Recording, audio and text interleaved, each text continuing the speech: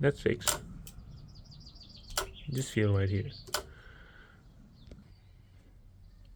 Plop open this.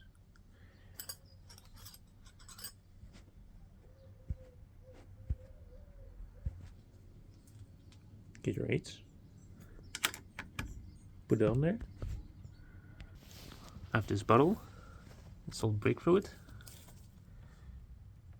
With a tube. I'm gonna put that on top. So it's on a nipple now. The hose. See, it's like on there. So now the brake fluid can go somewhere. What you're gonna do now is release this. Put it that way and squeeze the brake. But I need both hands for it. So I pull this one in, release this valve. The blue fluid went out, is here.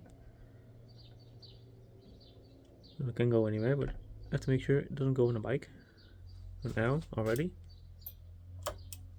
it's back on pressure. Before I could do it all the way till here. Now I can't. So I'm going to do one more time. So instantly feels really firm again. Fluid's all out, no air bubble, just there.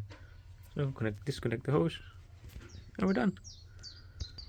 So let the fluid go all the way down in the bottle. As you can see, way better feel at the brake.